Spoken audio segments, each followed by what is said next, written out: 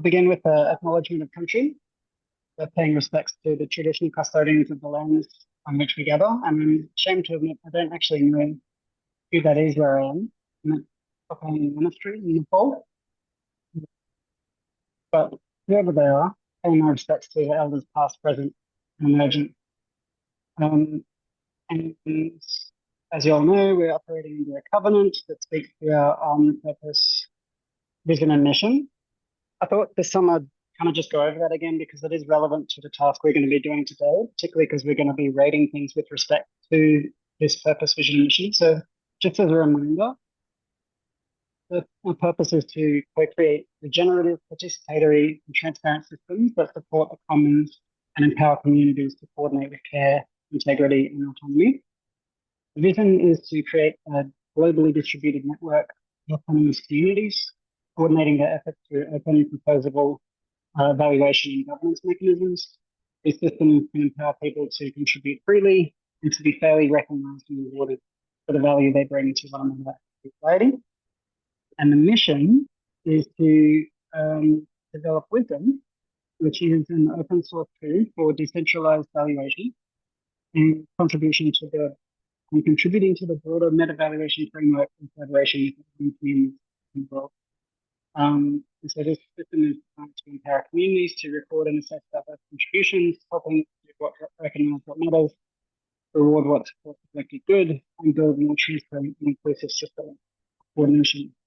So yeah, I read that out because basically today we're going to be rating values with respect to at least the mission, possibly also the vision and purpose. Is there anyone new in the room that would like to introduce themselves? I feel like everyone here has introduced themselves, but maybe this can also be a chance to just check in if anyone would like to say hi and let us know how you're doing. Otherwise, I'll just continue ranting at you all. One. Hi, Kaylee. Thanks for joining. Kevin twice. Hiya. Hello. Thanks for checking in. Pleasure. Happy big full moon, big transforming Buddha full moon. 100%. Thank you. I forgot to acknowledge the beautiful moon. I put it at the top of our agenda and I fully meant to say happy new moon to y'all. Pretty exciting.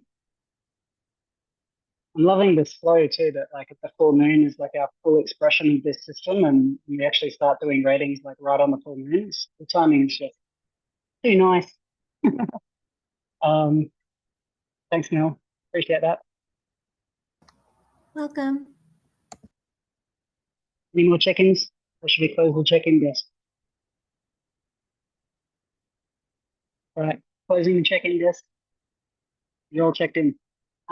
Okay, so late last night, I finally got around to doing data processing. Thank you to Citi for chatting through ideas on how we could do this through the week.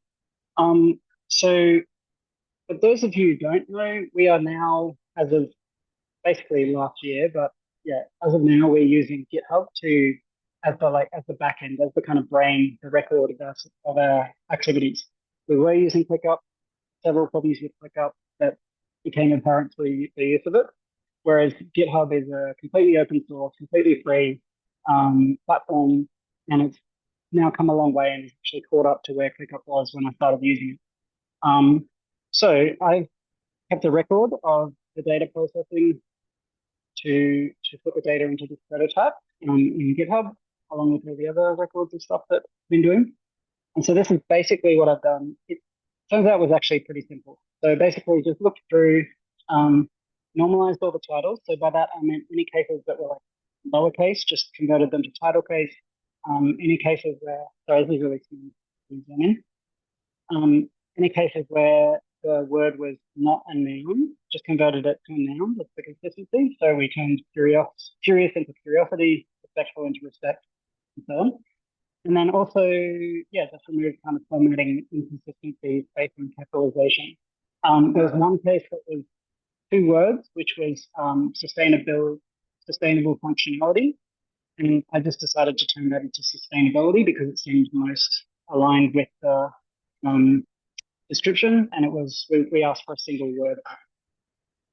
So that was the first step. The second step was then checking duplicates. We had, I think there were 5 duplicates. I should have written them here, but basically like care, integrity, regeneration, and maybe a couple others were duplicated 2 or 3 times. In all cases, the descriptions were pretty similar across the two. So it made sense to just merge them into a single value and single description. And so the way I did that was through ChatGPT. So I basically just gave it this prompt. I said, I'll paste my latest version of the clean data below, reformat all descriptions to match the following 2-sentence structure with a similar description across all cases. And so the first sentence is what the value means in general, just the definition. And then the second sentence is why or how it matters within OHM or how it might be practiced or activated by the community. And the rest of the prompt is to merge all duplicated entries into a single A representative description. And then export the process data in tab separated plain text format. And so this is the data I placed it in, just for transparency, everyone can see that. And so ChatGPT spat out what I think is a really nice list. I've checked it and it seems to make sense for me. So that's actually in the prototype already. It's here. So these are the nominations. So we zoom in. Yeah, so these are just the titles, description, care, community, conscientiousness, and so on. And you can see that there's like, in all cases, like a fairly concise description, and they're about similar length so that people, all the values will have a kind of like similar amount of information. So, does anyone have any questions about that process? Any questions? Any value? Would you like to see any particular values, how they've been described, and if they're still faithful? Any chance? I'll just slowly scroll. I'll give you a chance to shout out.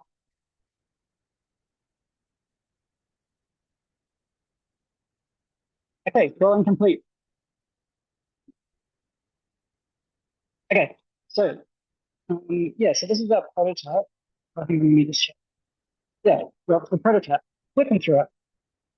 So once we've got this list of nominations, all this spreadsheet is doing is basically pairing every one of these 25 values against every other value twice. So we've got A versus B and then B versus A. And so it does this through this pairing table. You can see the IDs of A and B in all cases. So this is comparing the first one versus the second versus the first, third versus the second, sorry, third versus the first, and so on. And so what this gives us with 25 is 600 comparisons.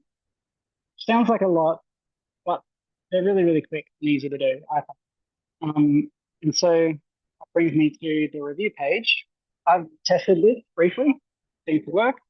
What you can see in this review page is two values. So in this case, community and care. And all you're asked to do, I'll scroll down to an empty one. All you're asked to do is just click on this button here and select A or B. So whichever you think is more important. And then once you've done that, so you select one and then you select your name. I'll show you how to enter that in a second. And yeah, every time you do it, you'll see that my little counter has gone from 12 to 13. So that's showing that every time you do one of these reviews, you're getting 1 token, which represents the value that you're adding with that single data point that you added to the community. And so the idea is that we just work through these in batches and complete this table. Hi, Peculiar. Thanks for joining. Welcome. Hi. Yeah, so I joined late. that's okay. Glad you made it. Thanks for joining. I think this might be your first council that you're joining. Is that right?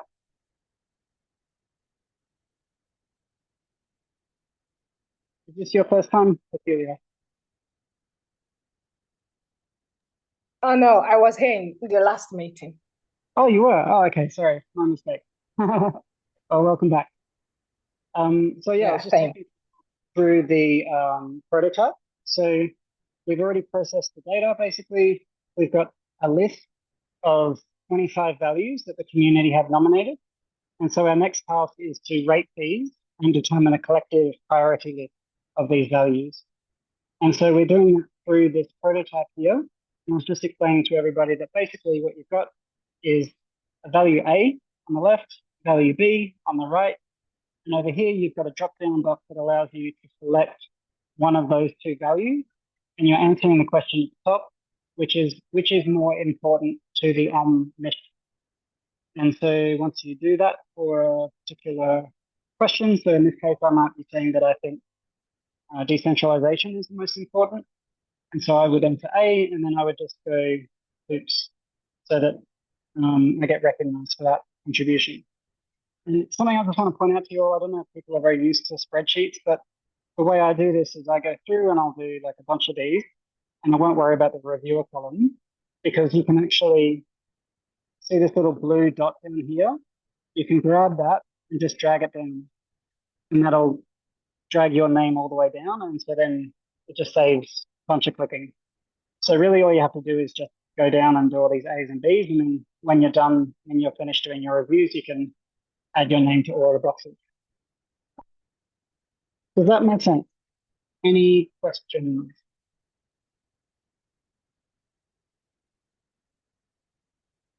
Because you're going to be testing this in a minute. No questions? There's none? Coop, when I had a look, I can Yeah. see, because I'm doing it on my phone, so it's not as easy as a computer, but I can see the ones that you answered. Yep. And so would I go in there and then add myself somehow and then change and automatically save to my ones? Yeah, so it all updates automatically. This is all like the spreadsheet is in the cloud. And as soon as you make a change, like as soon as I do that, that's now uploaded it. And that should come through on everybody else's computer as well. So when you jump Okay. in, it doesn't look like Yeah. anyone's actually in here, because when you jump in, you can actually see where somebody else is. Like you'll be able to see what square I'm on. And so you'll know Okay. to avoid that square. And what I suggest people do is just like move down and pick a starting point, maybe like on an even number or something like that, and then just work your way down in a block. And so we should be able to see when other people are already in a block, and just stay out of somebody else's way. If you can see that somebody's already started in a batch, just move further down and give them some space, because there's 600 of these things, so there should be lots of space to claim for yourself. Does that make sense? Yeah. And a silly thing, but I can't remember what I used for my ID name. That's I know okay. it's going to be, Yeah, we can I'll change just, it later. So I'll show you how okay. to do that now. There are Yeah. instructions on the instruction page, but since we're all here, so you go to the reviewers tab, and you can see that there's 2 people have been entered there already. So Yeah. basically, you just add your name, Mm-hmm.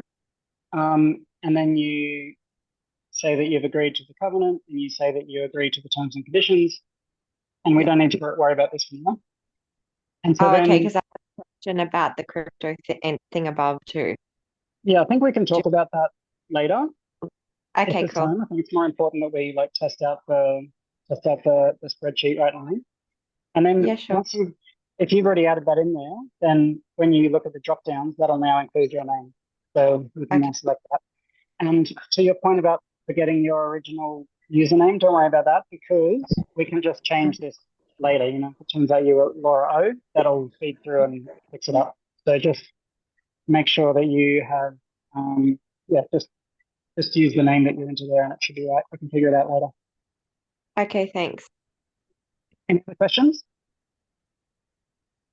Hi, Natasha. Welcome. I'll catch you up in a minute. Yes, thank you. Hi, Cooper. So yeah, if there's no other questions, I'm going to drop the link to the prototype in there. And I think probably I can let people jump in, and maybe I can catch you up, Natasha, on what I've just explained to everybody. Yeah, last chance to ask any questions. Do people feel okay about jumping in and giving that a go? Anyone? Just making sure, Coops, there's no duplicates of names. So should we put just first name is okay to identify us? Yeah, like it does say that a bit in the instruction page, but like ideally, if you're comfortable with it, just use your first and last name. That would be like the most obvious way to avoid any kind of duplicate.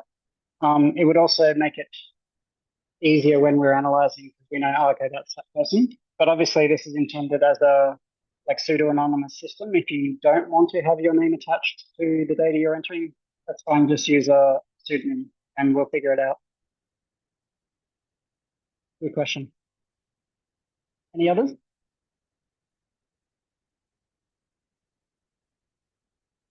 All right. So I've put the link to the prototype in the chat. You should be able to click on that, and it should take you. I think it'll take you to the. Yeah, maybe I should set it up so it takes you to the instruction page. That would probably be better. Yeah, so if you click on it now, it should take you to the instruction page. Feel free to read through that, but I've basically just walked you through that process. And if you feel comfortable, you can just jump straight to the review page and start doing some reviews. Cool, I see 4 people in 3. What's happening? Okay, cool. I'm going to walk Natasha through this. I might do a breakout room. Thank you. And then I'll let everybody else like stay in a room. And then hopefully you can help each other. If somebody is having a problem, maybe somebody else can help. But I'll be back in like 5 minutes. Cool. Good luck, everyone.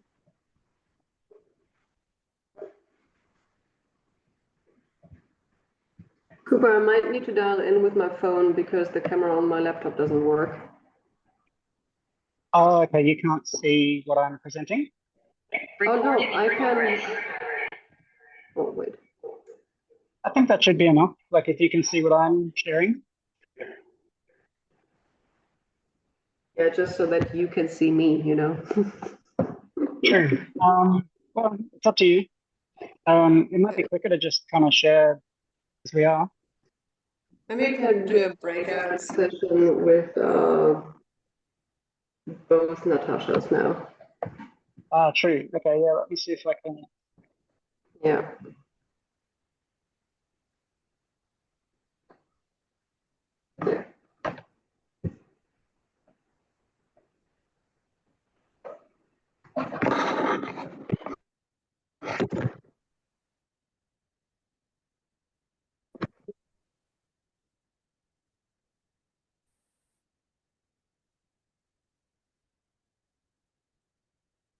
I'm pretty new to breakout rooms. This isn't going high anything.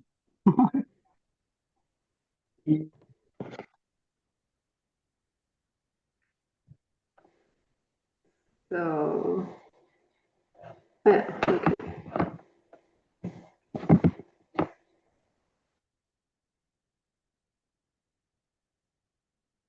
Oh, okay, cool. So, okay, cool.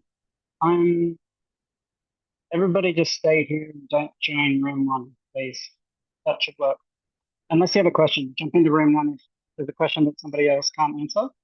Then yeah, I'll see you there. Good luck.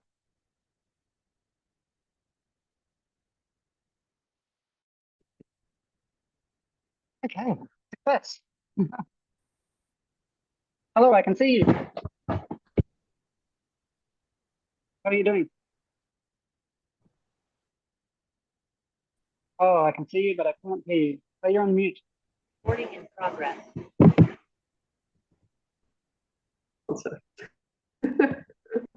Oh, I didn't actually hear that. Oh, you didn't? Okay, why? Oh, okay. I think I You can't hear me? yes, no, I can now. Yeah, it's just a bit delayed and it was not coming through very clearly. Can you hear me? Okay. Yeah, I hear that. Okay, cool. Good to see you. Thanks for joining. We finally got to connect over this project. Yay. Okay, I'm going to share screen. You said that you watched the video, didn't you? So you're up to what the system's aiming to do? I did. Cool. So yeah, basically this is our prototype. We're still using the prototype for the next month or two, but our app is intended to be available from July or so. So it's this kind of like the last run of the prototype, which is exciting. And so yeah, these are the values that our community have nominated through the form that we ran last week. We've got this list of 25 values. I don't think I need to bore you with the pre-processing, but you can check the recording if you want to see how that was done.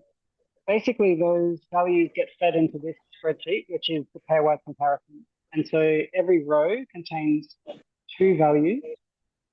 One on the left, in this case, is community. The one on the right is care. And so the question on the right is basically which is more important to the OHM mission. So yeah, I read this at the beginning, but I'll go through it again just for you. So the mission is to create a globally distributed network of autonomous communities, doing that through this WisdOHM system that we're developing. So WisdOHM is an open source tool for decentralized valuation. I think you probably know what it is, but yeah, this is the mission statement that we're evaluating against, basically. And so effectively, the main thing that we're saying our mission is to develop a system that can empower decentralized coordination. So yeah, I guess that is relevant to the task at hand because we're rating things against that particular mission. I don't know if you want to read that, if that's coming through okay, if you want me to read that for you. Is that all good? Yeah, it's fine. I can read that myself. It's fine. I think you also told me about it last time we met in Thailand. So Yes, basically, yeah. We didn't get to. it's been a while, but I do remember. Yeah, absolutely. Yeah. So yeah, the other is that basically you go through and just do these pairwise comparisons, find a green box, and yeah, just hit A or B, and then you just put your name in there. And yeah, I was showing people just before how to add your name. So it's in this reviewers tab, and you just put your name in here, say that you agree to the documents, so the covenants and conditions. And then when you're doing your reviews, your name will pop up here, so you can select it. Does that make sense? Any questions? Okay. Yes. Because there was the example of, I think it was the president or something like that, I don't know, who got the most contribution points, I'd say. You know, I don't know whether you remember that one, right? The one who was organizing a lot or something like that. I'm not sure. I think it was called the president. I'm not sure. But my question towards that is, how do you tackle, maybe it had been there and I haven't recognized it. How do you tackle the problem or challenge that usually people that know a lot of people will have more people giving value to a task that they did than someone who is unknown or some, you know, like more silent? Yeah, you're describing bias. At least that's how I would phrase it. And there's several ways that you can overcome bias. The way that this system tackles it is through an experimentally controlled design. So where you'll notice that the pairs are randomized. So you're not really getting to choose who you give a like button to or who you rate 5 stars. It's delivered by the system. And so that controls, to some degree, controls the exposure that each value or each contribution gets because it's thrown the equal number of times to the community, so at least the same amount of exposure. And because you're not in control of which ones you get to rate or which ones you get to reward, then there's less attention bias, there's less favoritism. It's still a problem that's always going to be a problem. but the other way that they solve it by having a transparent data set. And because we're forcing decisions constantly, we're actually collecting data that different rating systems don't collect. So for example, like your typical product review platform, like 5-star rating. If a product doesn't get a 5-star rating, you don't know whether that's because it's bad or because somebody just didn't know that you could give a rating or because they didn't think it was worth 5 stars. There's a lot of ambiguity. Whereas when we force somebody to choose between two things, we collect a data point. And if your data shows that you have a bias towards some particular person, that's now a signal that we can raise red flags with. And it might be that you just need to be trained in implicit bias. Maybe you don't understand that you're biased. Maybe you're trying to cheat the system, and then that could, warrant a different kind of approach. But yeah, like that's the main way we address it. But it's always a problem. And it's not really solvable, but we can approximate it. Yeah. Do you also hide the contributor's name? Yeah. At the beginning, like when I get to choose which is okay. Yeah. Okay. Yeah. Good. Yeah. Thank you. That's all for clarification for now. Where it's important to show the person's name. So it'll depend on the context and the community, and those are questions that they're second order problems really. Like that's an optimization problem then. The key problem is getting people to actually use the system, and I think that's the problem that we solve with these little tokens that everybody gets. Any burning questions? Because I'd love to get back to the group and just check that everything's going okay. Yeah, I think the other questions that I have, I can just text you or something like that, or have an open discussion afterwards. I don't know. But we can get back to the group now. I think that's better since everyone is together now. We can also discuss at the end as well, because I think there might be some reflections and questions. Yeah. So yeah, that might be a good time to chat. Yeah. Okay. Yeah. Thank you. Let's get back first. How do you? Oh, there we go. Leave room. On row number 147 has selected but not selected the person. I'm checking. And 148. So. Oh, yeah. And someone just asking how many comparisons do we each have. I've done quite a few. I don't know if I should stop and let some other people do some coops. You've done 90 shades. Is that right? You're a machine. I can undo it if you want. No. So the idea is do as many as you want. Do as many as you can, as many as you feel. If we run out, so there's 600 in this prototype. If we run out, we can literally just duplicate it and start again. So please do as many as you feel like doing. That is the idea of the system. Like you're incentivized to contribute data. And at this point, we need data, right? We don't actually have a lot of data. And so the more data we get, the more we can learn about how to develop the system and evolve it and improve it. So basically at this point, we can't have too much data.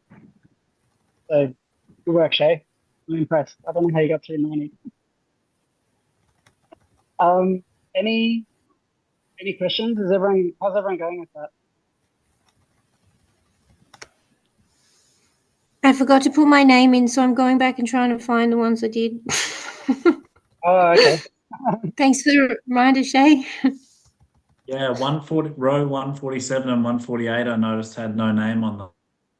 I did those two, but I've just kind of been popcorning it around. So this is where So it helps. just It's okay. It's all learning.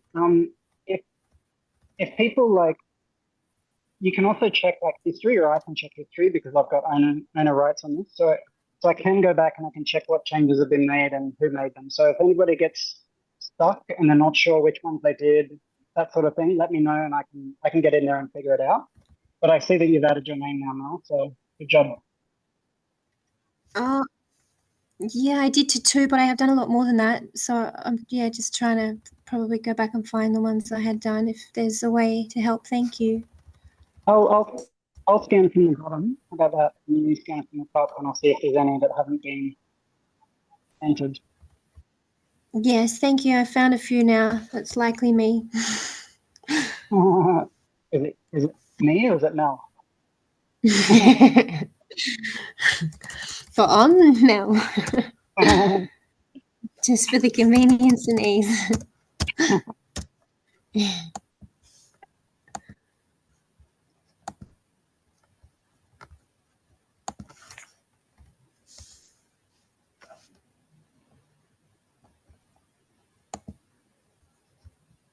Sounds like there's no major problem. Seems to be working for everyone. That's a good sign.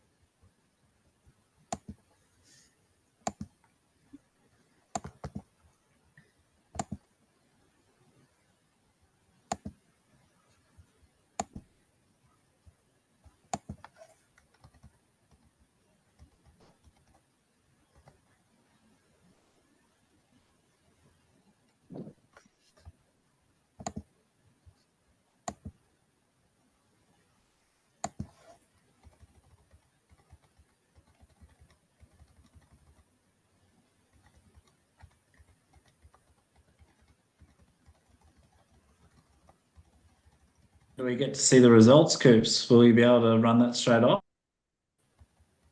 Yeah, pretty much. If we get through the entire sheet, yes. But there's quite a few to get through.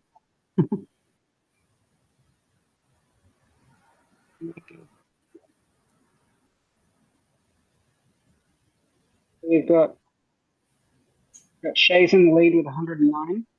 Well, crushing it. Diddy's coming second with 52. We've got me in third. But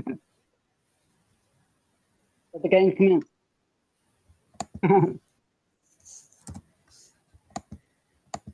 Close the breakout room.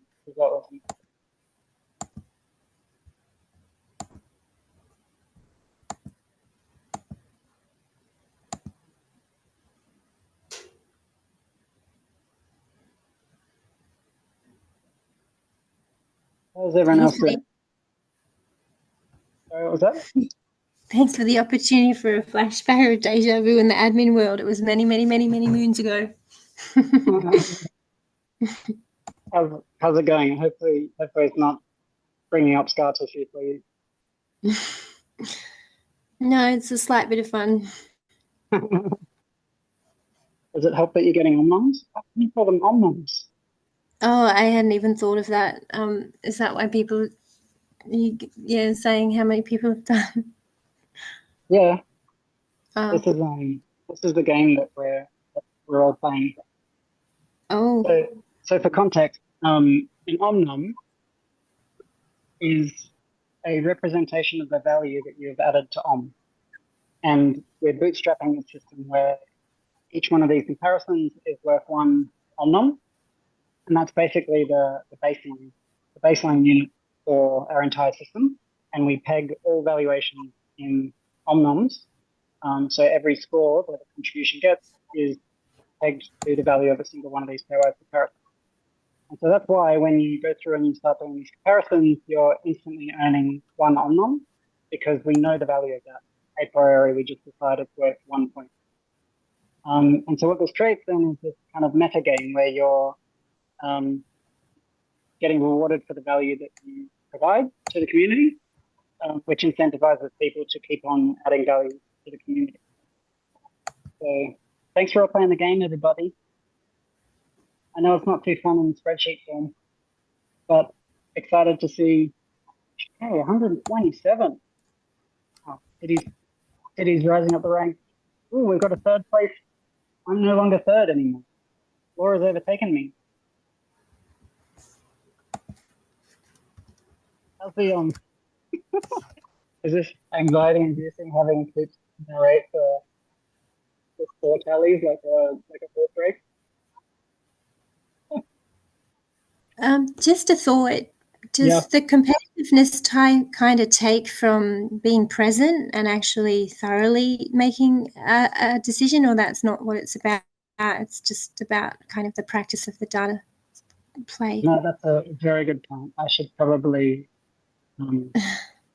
chill out and Like, let you make some. like I was more, yeah, putting some effort into having a moment to read it, and then, yeah, when I've realised now what is going on, it's like, oh, okay. No, that's a really good point. And yeah, I'm sorry to sort of make light of that. In some ways, it is exciting for me to see the points go up because data is good for the system. But to kind of address what you're getting at there is there's like a tension, right, between the amount of time and effort that you put in. Some people might just whip through them like shares, and other people might spend 10 times as long really thinking deeply about, what it is they value. And there's no wrong strategy here. Like there are different levels of quality of data. And also, if you're somebody that really does consider things and puts a lot of time and effort into your decisions, then that's probably going to end up with a different quality of data than somebody that's whipping through them. And quantity is also useful, right? Because it's good to have like a large volume of data that we can analyze. So basically, there's no wrong way to play this game.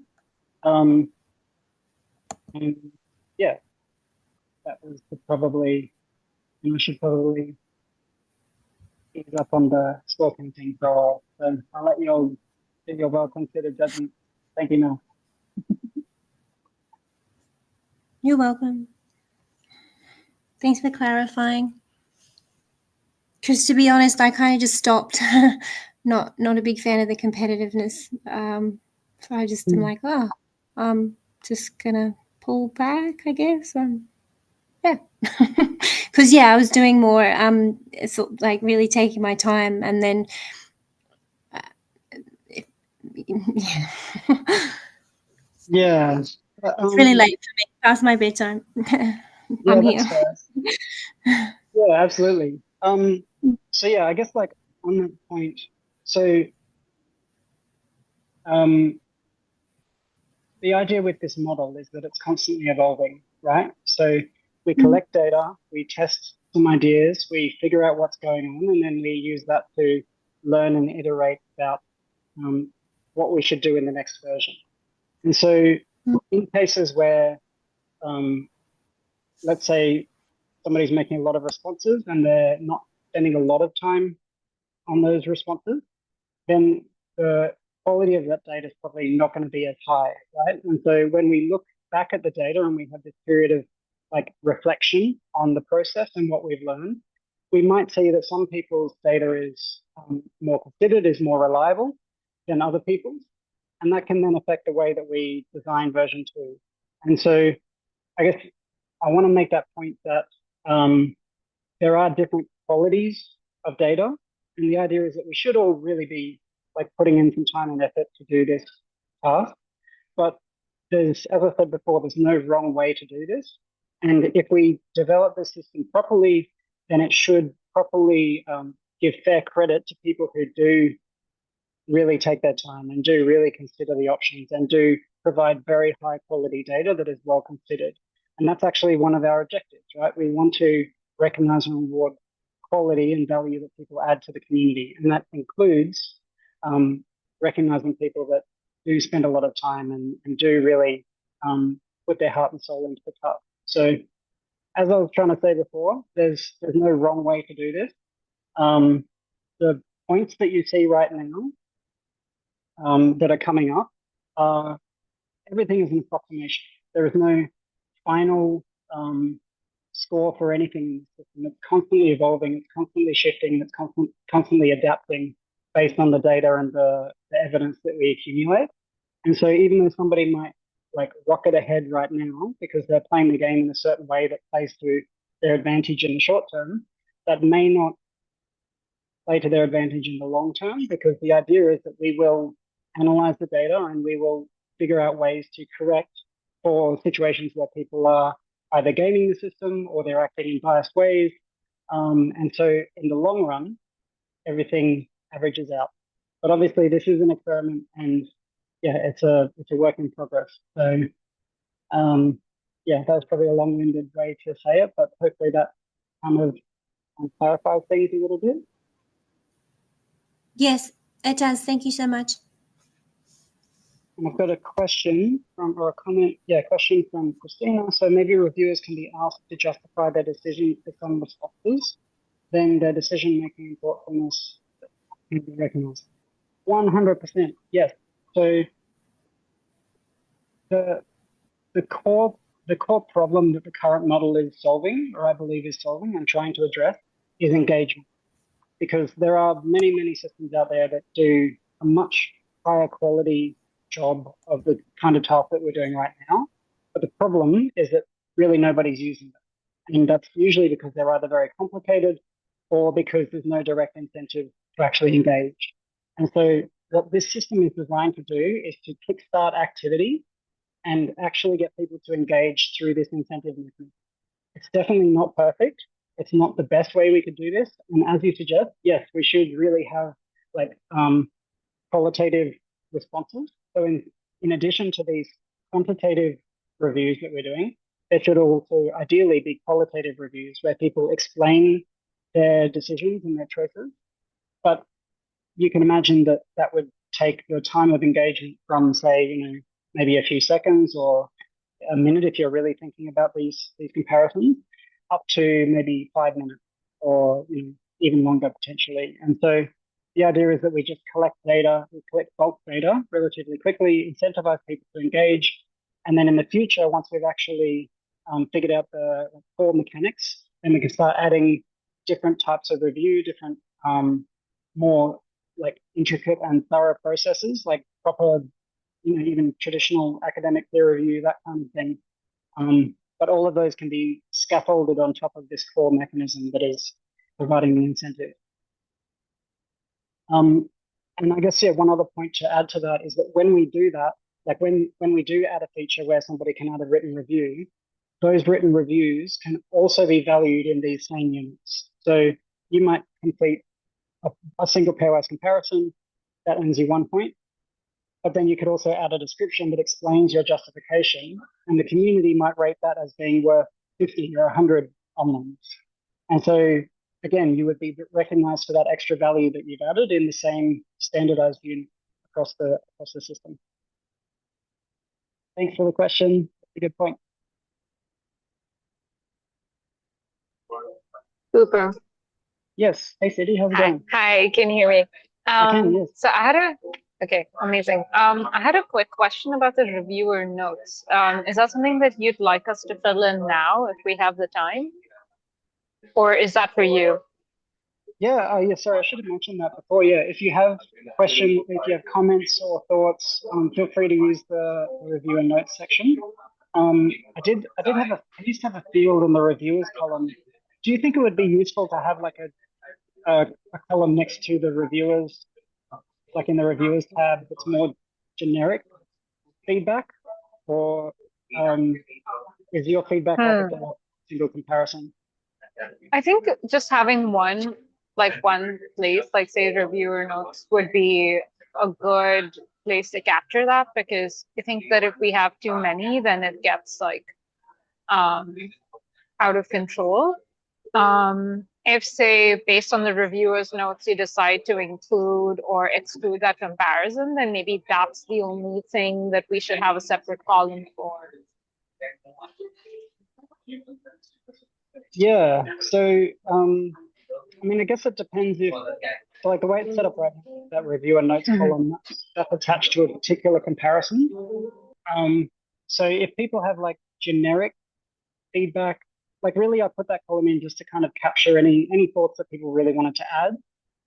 It's mostly for like a learning opportunity at this point, in case people have a real problem with, I don't know, a particular description or a particular comparison that they're doing, that kind of thing. So that was the intention, to just gather feedback and learn how we can improve the system. But I see, like, as Natasha has written in the top, it can also be used to justify your comparison. And potentially, I mean, if people do want to do this, like, as I said before, like, so you can see, like, I'll share my screen. Thanks for adding that description, Natasha. So yeah, like, as you can see, Natasha's done this comparison here and written an explanation for why that choice has been made. And so, as I was saying before, like, this written review could actually be valued in the same way we're valuing every other contribution in this project. And so, if people want to, like, you could actually start doing these kinds of written descriptions, and we could even, in the future, when we come back to this, we could potentially value these and reward people for them. So that could be another way we use this, if you'd like to. Up to us, what we make of it. Yeah, I think it's really good. I really like what Natasha wrote over there. So I think I'm gonna follow suit. Oh, and maybe that's, like, yeah, a really good way to find this balance point, because it's sounding like some people are feeling like they're putting a lot of time and care and effort into the decisions, which is great. If you're putting that much time and care and effort, maybe you want to write a description to explain why you chose that one over the other. And that could be a way that we actually recognize and reward those people that have put in that extra time and effort. And we can test this idea or this theory that I have, that we will actually be able to give fair credit for those kinds of rich decisions that people are making. So feel free to type your explanations and we can figure out how to reward those later on. Yep, will do. I think a good rule of thumb for these things is that if you feel strongly about something, make the comparison, otherwise don't. Because if your feelings towards, like, two of the values, like the values in column A and B, sorry, if your feelings towards value A and value B in each comparison is like if you feel ambivalent towards both of those, then I would say don't make the comparison. So can I contradict you there? okay. So the mechanism that we are mimicking with this spreadsheet is randomized controlled design. So the idea is actually, like, when we have the app, you will just be delivered two, and you will have to choose. It's called two alternative force choice, and it's used in experimental studies precisely because it forces you to make a decision. So conversely, if you're only doing the ones that are really obvious, that's not actually gathering the data that we want. The ideal scenario is that you just start at, say, row 60, and you just do the next 20 or however many you want to do, and just keep going. Don't skip any, because skipping, in a way, is it's not terrible, to be honest. We're still getting data, but we actually want to force that kind of a decision. Like, when we do these kinds of paradigms in studies, the reason you force a decision, one of the reasons, is that even though you might think that there's no difference and you can't tell and you're not really sure, subconsciously you do actually have a preference. And we see this time and time again. People feel like there's no difference between two things, but when you force them to make this decision, especially repeatedly over many trials, you can actually see that there is an implicit bias or a preference that people have for one or the other. And so that's the other reason, not just for data collection, but also to tease out what your actual implicit preferences are through these forced kind of choices. Sorry to contradict you. It's okay. It's okay. I mean, multiple perspectives, right? I think plurality was one of the things in here. So yeah. Right. Yeah.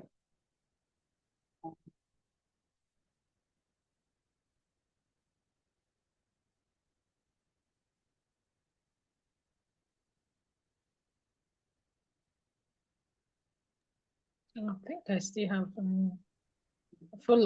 I've gone through the instructions, still trying to find my way on how to work on this. Sorry, I joined late. Can I get into guide? Yes. Yeah. How do people feel about me talking peculiar through in here? Should we go into a breakout room again? Someone jump in on that. Would it be annoying, do you think, if we? Yeah, maybe I'll jump into a breakout room peculiar. So before I do that, It's good are there having you any? here as well, Coops. It is. I, Right. I wouldn't mind if you guys talk through it here. But Okay. Well, I mean, it would just be walking peculiar through how to do the comparisons. But yeah, if people don't mind, I'll just do it here. Okay, and then I I've guess people. stopped now and I'm just reviewing mine and just making sure. I actually just made a list of all of them and numbered them on my own sort of. That can be helpful, like maybe to review the list and make your own prioritized list, and then it makes the decisions a lot easier. Like I've sort of made my top 10 and they seem to reflect a lot of the time which ones I think are the strongest ones, but we've still got quite a bit of data to work through. How much time do we have tonight? Well, actually, yeah, that's a good point. So technically the meeting, I mean, I put an hour on the event description, but it's basically as long as people would like to keep going. Um, I let me just see if there's any other critical things to kind of cover. Not really, because everything was kind of working there. The only other thing was like the crypto wallet thing, but I don't think we need to make a big deal about that right now. I'm just gonna take a.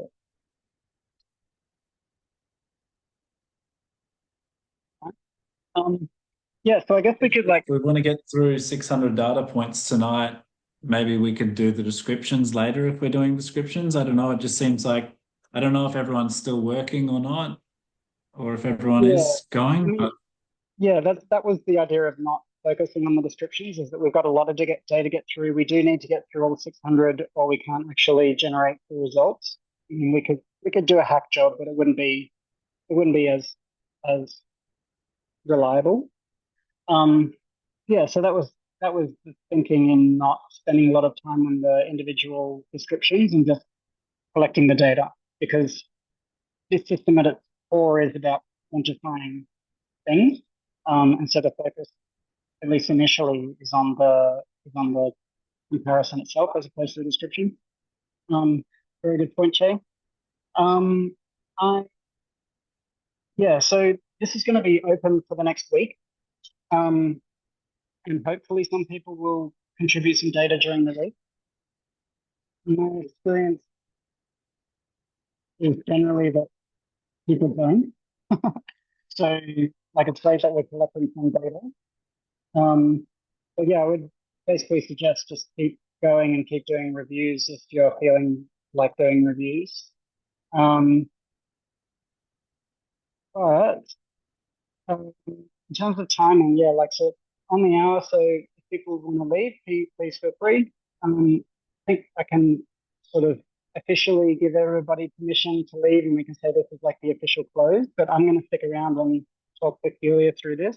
And if anyone else would like to stick around and keep doing ratings, then we certainly need the data. So yeah, appreciate all of the data. Thank you, everybody. Any final kind of reflections? Any thoughts or anything that everybody wants to get out while people are here? Still waiting.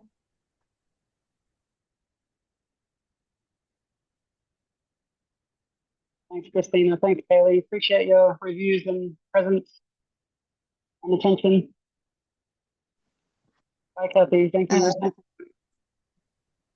Just quickly, Cooper. So I'm supposed to only go to the green ones, right? Yes, yeah, just ones that. Oh, okay, sorry. Yeah, then. That's okay. I Because thought you overwrote mine. yeah, I'm sorry. I'll just I have enough put it ones. back to yours. But I think it was the same. You had also selected B, so I would just leave the reviewer note there if you don't mind.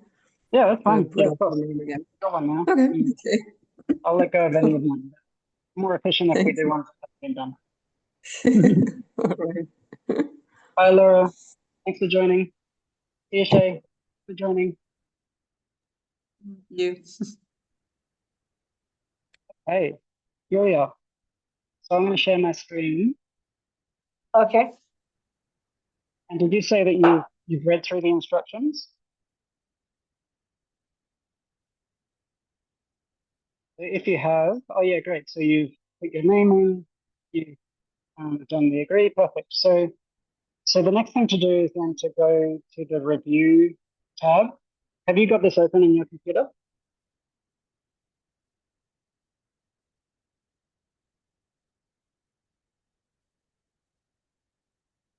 Cecilia? Yeah, I didn't see that tab. What's the name of this tab? So it's a review. If you can see it down the bottom. Oh no. Instruction. I saw instruction, review, See the review nomination, tab? and then checksum. Oh, review again, and then this. Oh, that's not what is showing me on my end. What? Okay, I wasn't seeing that tab review. Oh, okay, I've seen it now. Review. Okay. I've seen it, I'm there. You found it? Okay, cool. Okay. So yeah, once you're in the tab, just scroll down until you see some green boxes.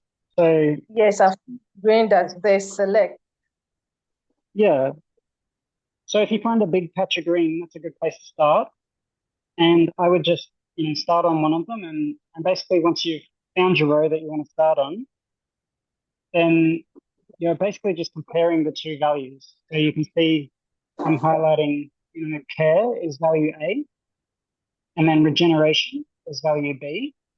And so then I would choose, do I think care or regeneration is more important to the OHM mission? And so for me, I guess I would probably, I don't know, that's a really tough one. They're both very similar, but I guess I would say care. And then I would put my name there. So under the review column, you can select your name, and then that will show you Name. Okay, I got it. which I can. Does that make sense? Yes, makes sense. Cool. And so yeah, you can just go through and just start at whatever row you choose, and then just keep working your way down. Just do a big batch, and do as Okay. many as you like. Okay, I got it. Awesome. Thank you. Shout out with any questions. Yeah, thanks a lot. You're welcome. Thank you for contributing.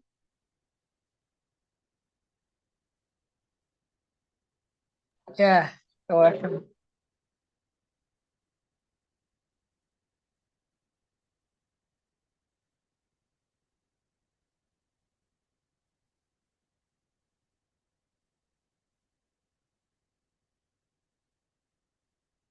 I'm gonna see if I can beat you now, Shay. Because we do have 600 reviews to get through, so I'm a big patch of green.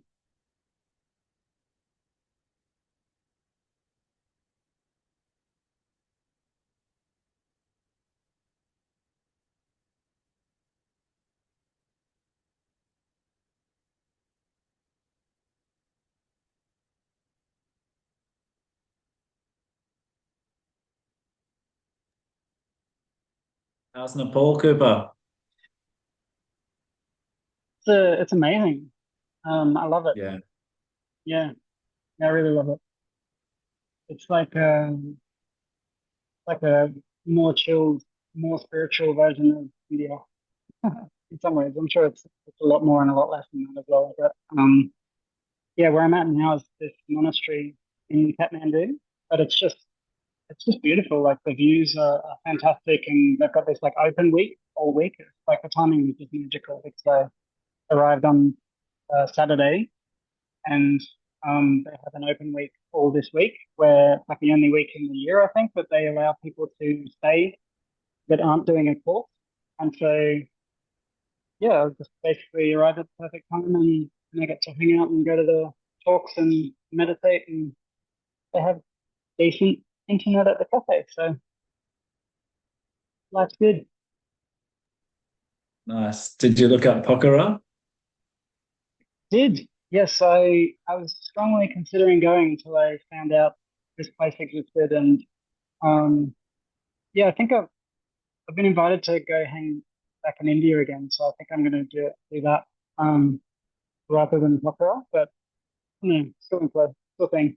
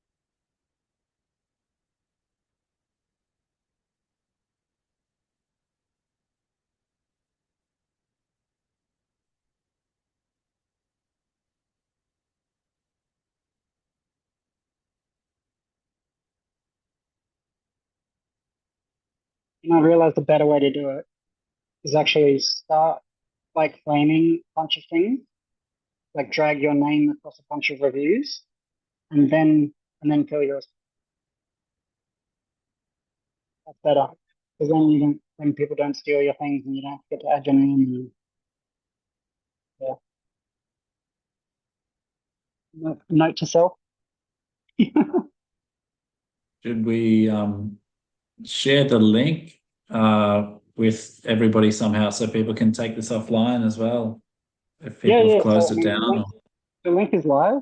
I put it in the mailing list that I sent out this week on Saturday. So everyone should have it. It's in everybody's inbox, basically. But yeah, I'll post it to the Telegram and our other channels afterwards as well. So do some more comms. I'll be honest, I'm not expecting a lot of engagement. Like people just don't seem to engage like asynchronously with spreadsheets. I think the app will be different, but yeah, I'm not expecting a lot beyond this meeting. But at the end of the day, if we're short 300 reviews and no one else will do them, I will do them, and that will mean that I will get more of a say about what values are appreciated. So it's kind of up to people to step in and decide if they want to have a say about the direction we go. No wrong way to play the game. I hope I wasn't too kind of critical of what your approach, Shay, because I'm fairly similar to you as well. Like I kind of in my mind I figure out which ones are my priorities, and then it's pretty quick to go through and do the judgments. But probably a point I should have made before is that like agonizing over one individual decision is maybe not the best use of your. Let me rephrase that. You get many opportunities to make similar comparisons. So if you spend all of your time thinking about one comparison, you're kind of missing the opportunity to for the volume to help you figure out what it is you actually care about. So I think like what you're doing, Shay, is like going through and just kind of like trusting your gut more so than other people perhaps. And I think that volume of data will actually yeah, like reveal your preference. But it might be less reliable than somebody that would spend 5 times or 10 times as long on each decision. And so, yeah, I guess that's something we'll get to explore. Yeah. Yeah, something to be reviewed. I probably jumped out of the gate. I was like, wow, we got a lot of reviews to do here. We've only got an hour. I was like smashing through them, and then I didn't realize the repercussions of like, oh wow, it might favor my. I don't mind. Yeah, I don't know if there's a way in the data to weight some people's so that people get like an equal amount of input or something. You know what I mean? That's probably quite complex, but. That's the intention. So I didn't go too deep into the mechanics, but like for our previous prototype, I should have probably shared this part, but like for our previous prototypes, we've measured reliability. So there are cases where you may get the same pair twice, and the degree to which you respond the same way is an indicator of your reliability, your consistency as a reviewer. That's one way we can measure reliability. There's many, many other ways. And I've only really had a chance to do that one proof of concept, but that is the idea. Like we will learn over time who are the more reliable contributors. And it makes sense then that we would actually want to reward those people more than the less reliable people. Because if you're going through at 5 times the rate and you're less reliable, then your data is not as good to us. It's not as useful. It's still useful, but it's not as useful as somebody that really thinks things through and really spends a lot of time and energy to make sure that they're making the right decision. And so that is, in theory, we should be able to figure that out as we go. But it's all a learning process. And I think it was good before. Like I think I learned not to maybe gamify it too much. Potentially, like especially when we're talking about really important stuff like values, like maybe this isn't the right space to be really like highlighting how much of a game this is. Whereas maybe in lighter context. Yeah. I think you handled it really well. I think that was good. Yeah. That's nice to hear. Thanks, Jay. Yeah, well, I think I started that wanting to apologize for sort of. I felt at one point I was kind of picking on you, like try and it's just like the contrast of different approaches, And as I say, there's no wrong way to do it. I don't think it's all valuable, no matter whether you spend 5 minutes per decision. Actually, I think there is. I think probably you can spend too long. Like you shouldn't be spending 5 minutes on one comparison, personally. But that's just my perspective, and I could be wrong. Sorry, man, I cut you off. What were you going to say? I was just thinking something different is something that I read, and this would be potentially contentious. But like the old analogy of like back in the day when it was like tribal society and maybe men had to make like quick decisions, that men evolved to be like more psychopathic. That's definitely, there's a study on that shows that men are like, less empathetic and less conscientious in their decision making and able to make a lot of quick decisions, but not necessarily good ones. So it might, I don't know. It's an interesting thing, isn't it? That like women probably have a tendency to want to maybe consider how does this affect the tribe and how does this affect us financially and socially and all of these factors that would have to be taken into consideration rather than just being like the big, typical like 90s boss CEO sitting in an office making 1,000 decisions in a day and going, yep, I like that. Yep, no, this one, not good. Okay, next, which is, I don't know if it's fair to say that's some male or female traits, but there's quality and quantity of data to consider, isn't there? So it's good maybe that it's highlighted and Yes, and actually, I think that is. I also would love to see the data and would be interested to find out if that's actually a genetic thing or if it's an environmental thing that yeah, culturally we're taught to behave in different ways from birth. So that would be interesting. But the point you made about quality versus quantity, that really is, I think, the heart of what this system is getting at, because it's enabling quantification of quality. In a way, it's synthesizing those two aspects, and it's putting numbers against the quality of things. And so that example that people were talking about before, where one person spends 5 minutes and then they write this like really, they could write like an essay.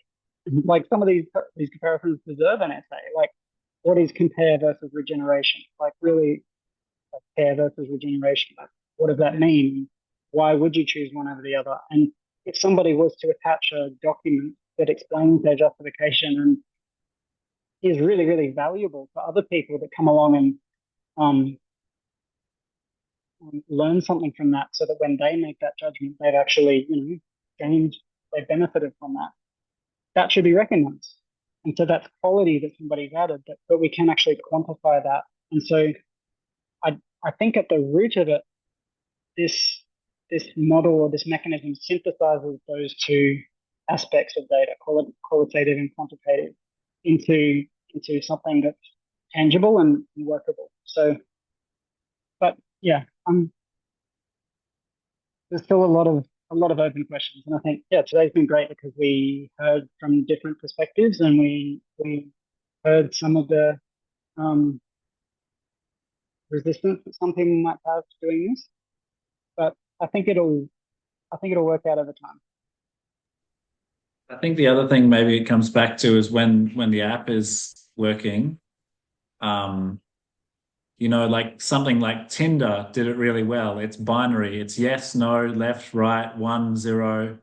And it's like you just, rather than having interfaces or anything that's could be confusing or distracting, it's just like left or right, go.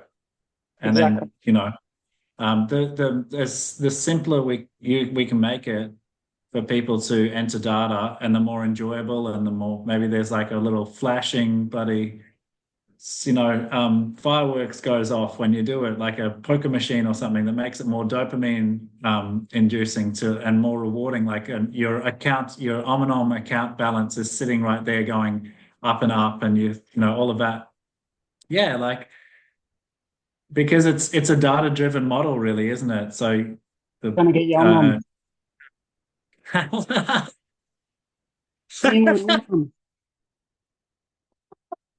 Exactly. That's the mechanism. Yeah. Yeah, and you're right. Like it's about simplifying it. That's what the intention behind this system is, to make it radically inclusive. And that means that, like, yes, we can have written descriptions, but as soon as you ask somebody to do a written description, you've just lost 90% of the planet. Because firstly, you've got to talk about what language are we doing that in. Secondly, you've got to talk about an interface where somebody's got to start typing. Thirdly, you need time and attention to do that, and who has time and attention these days?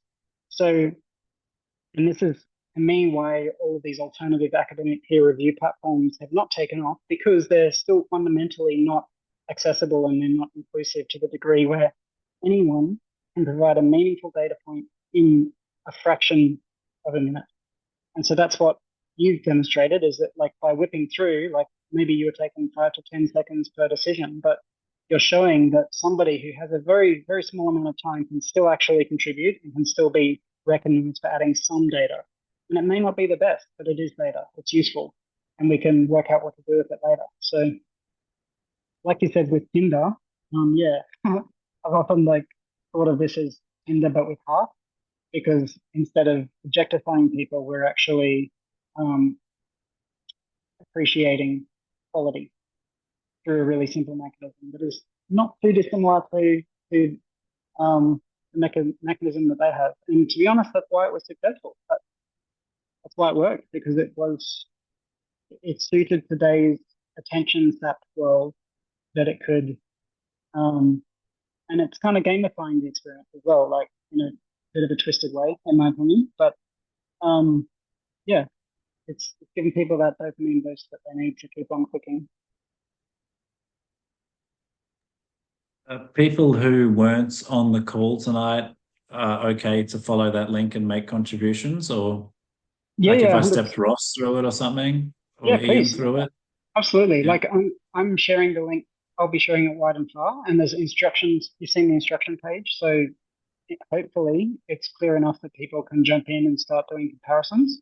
Obviously, they'll be missing all of the context and the questions that people are asking, all of the chat that we had tonight. But I'll make this recording available as well. And so yeah, people can watch the recording if they're not there and they feel like they need to get a bit of perspective. Tequila, You got you a have hand up from.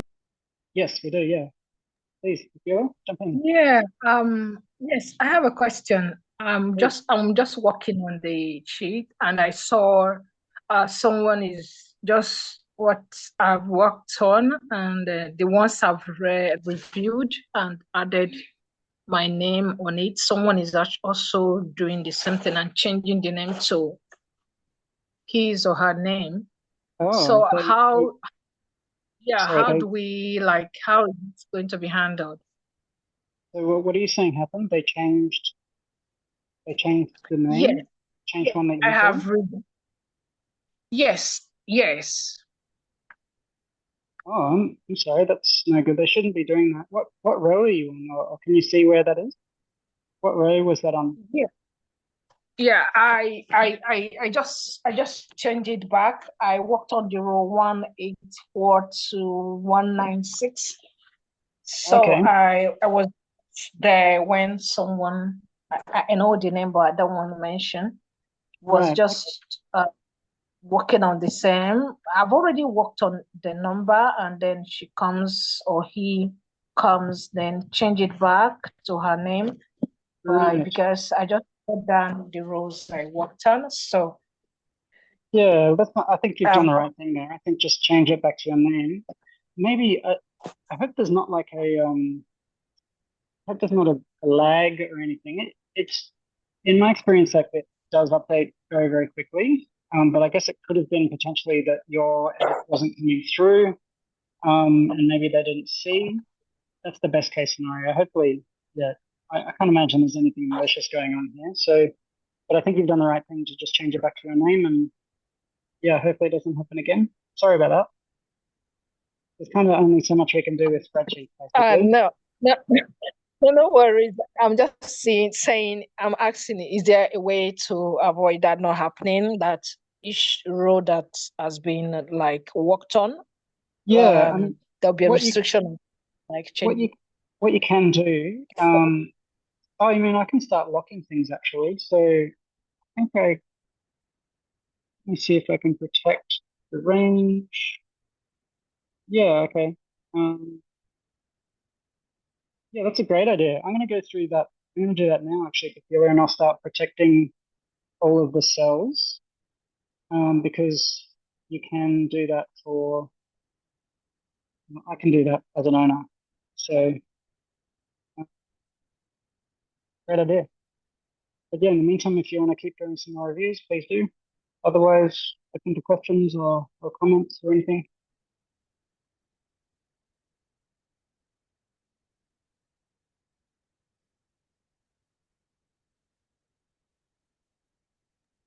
There's not that much left to do now, actually. Oh, I that's see good. Laura is working away somewhere. She's taken the lead, actually. Ooh, there you go. How do you feel about that? Does it motivate you to do more? I want all the ominoms. I want them all the ominoms in existence. I mean, that is literally the game we're playing. And in my view, if people try and beat that game, then we collectively win as a community. It's like right now, if you want to beat the game and you just want to do 600 reviews, great, please do. That's actually really useful for us to have that many reviews. And what I'll do is I'll duplicate this and I'll start a new prototype and then we'll collect twice the data, which will be twice as good. So there's really no way to lose. I take that back. There's issues that can arise, but I think they're all solvable with enough data and enough time. This is a great idea, Julia. I'm going through and locking everything. I think it's also really good that we don't allow people to go back and change their responses, because the idea is that, you wouldn't be able to do that in the app, because once you make a response, it's onto the next trial and you don't get to come back and change things. And that's, again, it's kind of good for us because we really want to force decisions and just get people to move on to the next one rather than having them come back and edit things 1,000 times.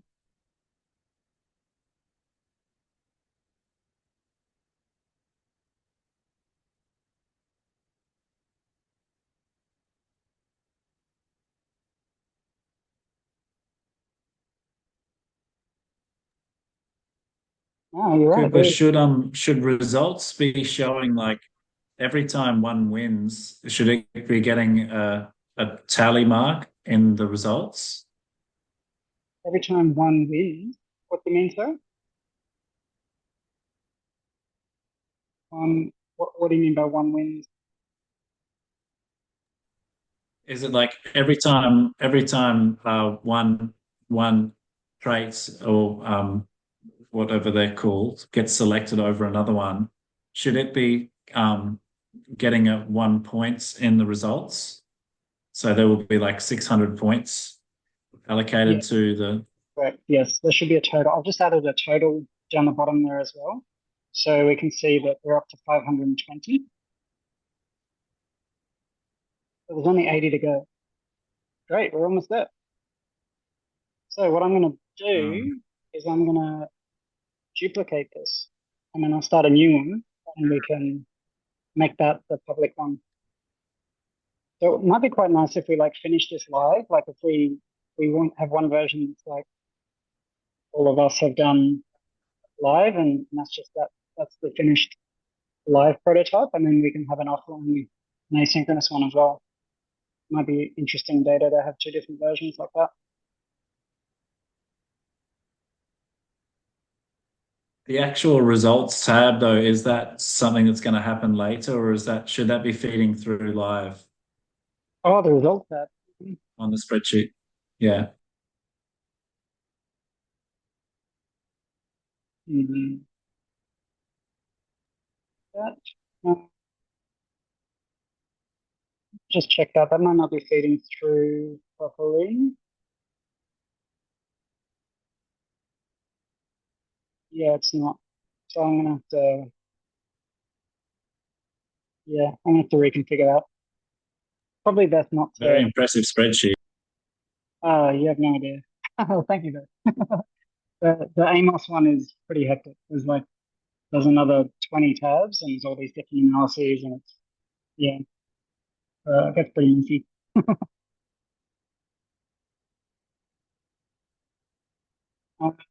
I've worked out why that's not coming through. It's probably best that we don't actually show that right now, though. It's probably like it might bias results if you're looking at the results and still doing reviews.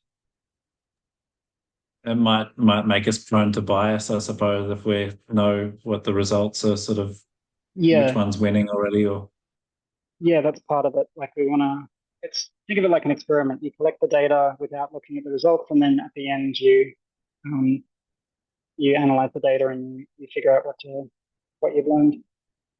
So yeah, me having that kind of results tab was kind of just lazy because I didn't want to delete it, but it kind of worked out that it didn't actually work properly anyway.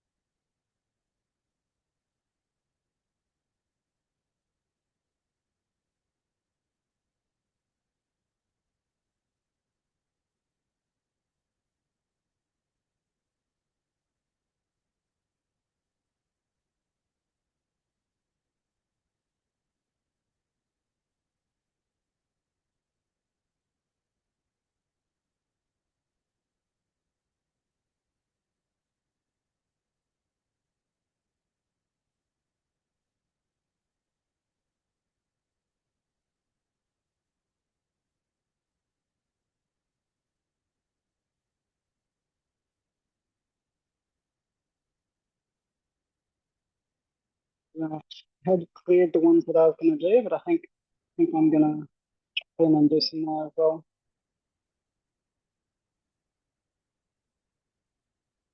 Are other people still reviewing? I don't want to like steal I'm people's. just doing a few more now. There's not that many to go. It's down to 240. Everything is filled in.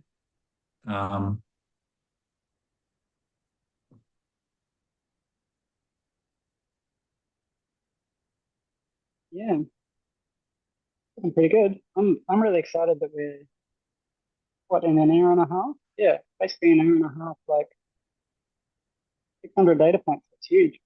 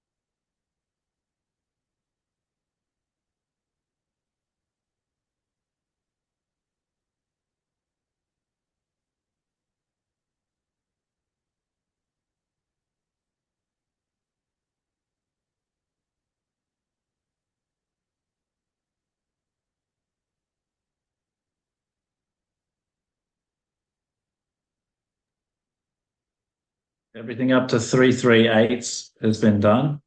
Oh, okay. It's a bit weird. I'm confused because the total is only saying 554.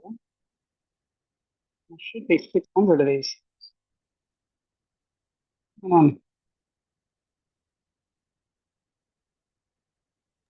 Where's the total that you put in?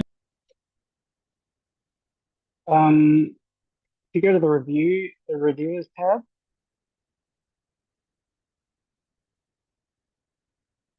you'll put the total score down the bottom.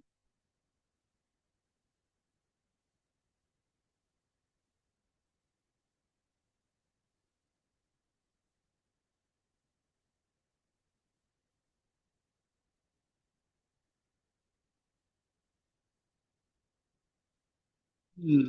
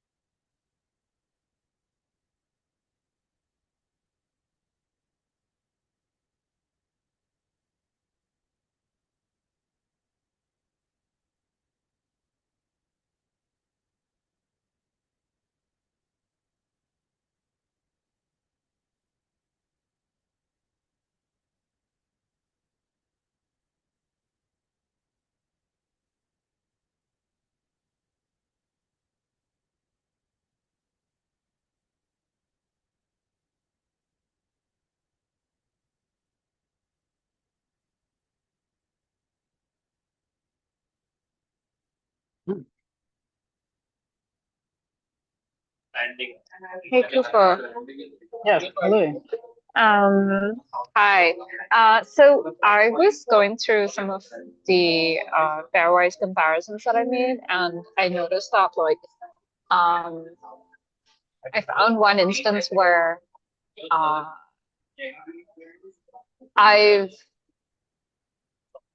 voted for value A over B, like the results are mixed for the same pairwise comparison just because of the order in which it was presented to me. But it's like as I go back and read the reviewer notes, like I see what made sense. So it's like, how do I go and fix this? All right. Like you want to change your response? Yeah, Yeah. So in a way, it's that's okay if also, not. yeah, that's also part of the experimental design is that we're forcing the decision, and then in theory, in the app, you wouldn't get to go back and change Okay, your response. Maybe in okay, some future version that will be allowed, but like in okay, the first version, the simplest model, you don't get to change. Sorry. okay. All right, that's fine. I just happened to find one, so yeah, I just saw your notes. Thank you. That's great. Yeah, yeah, yeah.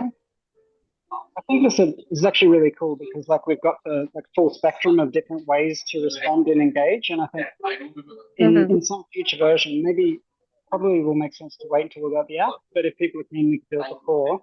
We can actually use these notes that people have provided and as data points and start to value them as well. So thanks for adding all that data. That's cool.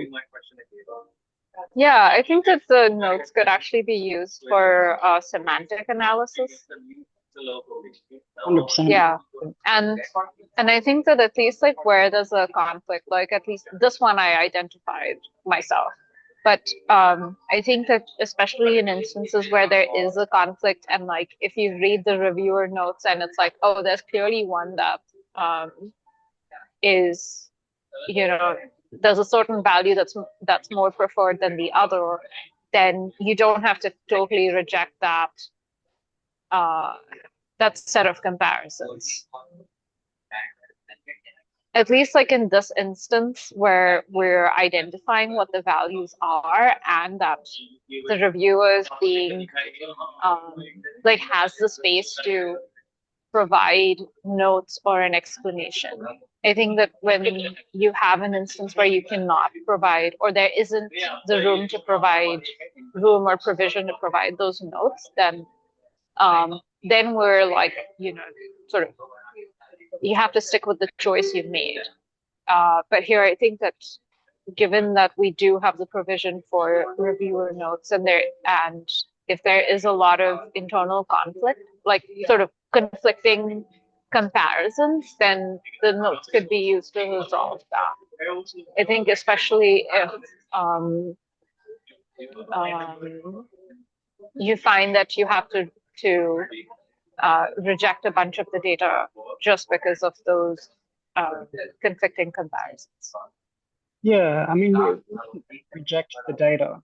Like it might be that we are adjusting how we deal with that data, but there's no bad data in a sense. Like even noise is used because we're learning that person is noisy. We should ignore them basically. So that's partly why it's better to just keep going and keep doing more comparisons and not let people go back because we're not actually getting data if we allow people to go back. But yeah, like there's all kinds of more interesting, more intricate ways that we can collect data, and I look forward to exploring all of those. Like it's about really like zeroing in on what is the critical assumption that we are testing and trying to validate here. And the assumption is that we can incentivize engagement by giving people tokens for each review that they do. Okay. That's the assumption. Whereas the assumption about getting people to do written reviews, that's a later assumption. Like we'll get to that, but it's not really the core problem because it's not the way to. I don't think it's the way to get people using a platform. Or at least that approach has been tried. But it didn't work. Makes sense. Still trying to figure out where these missing rows are because there's really not that many green boxes left. And our I think tally, it's so done. Bye, everybody.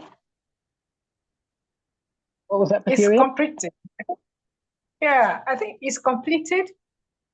Is it? Okay. Well, there's certainly something funny going on because in the reviewers tab, I'll share my screen so you can see what I'm looking at. Yeah, I Yeah. just checked and I So the can't reviewers see tab, any green. I've done this total, which is across all the people, but maybe we're missing some names here. I'm just gonna write a function.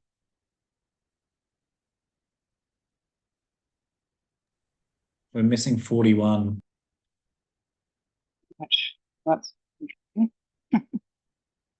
Just see what's going on here. Somebody's got 41 reviews. Their name's not on the list, I think, Coops. Who was that? Yeah, I'm just written. So this is the list of unique reviewers, and it seems to map on. Christina is missing. No, Christina's there. She's got 32. Oh, my version's showing Christina has 41 reviews, and that's the number that is missing. So Whoa, were there two Christinas? wait, what do you mean yours is showing 41? Huh? That's insane. In review tab, if you find Christina, it says 41, not 32. In your review tab, can you share your screen? Yeah. It looks different to what I've got?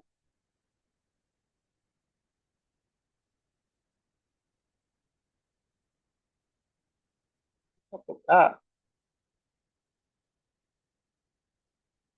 Oh, I hope there's not a problem. It'd be really horrible if we just wasted everybody's hour and a half.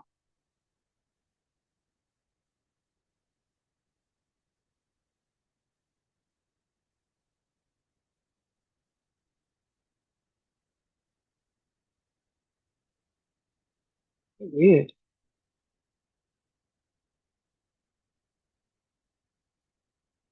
Can you share your screen, Shay, so I can see what you're talking about? I think this one supposed to be my name, number 9, where you're seeing Number Peculiar is 9. down, but Yeah. yeah, it's supposed to be Peculiar, but the name there on this I'm seeing here, it's not my name. It's What? Oh no, this here. No, so I just made a that was just a formula that I created. So you can see here I've just gone unique.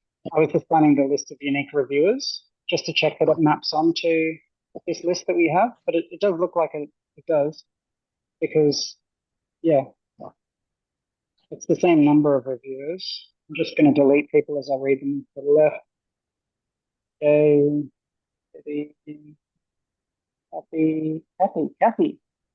Kathy's not there.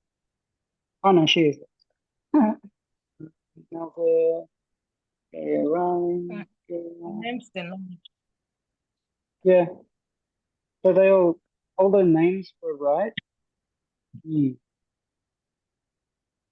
There's no hidden rows, are there?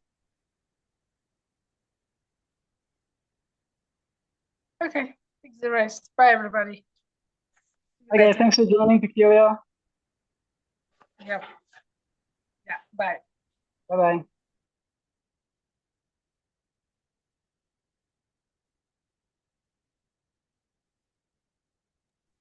It's Kathy that has 32 reviews, and Christina is supposed to have 41 reviews, which would take us up to 600. So it's getting Kathy and Christina mixed up or something like that, maybe.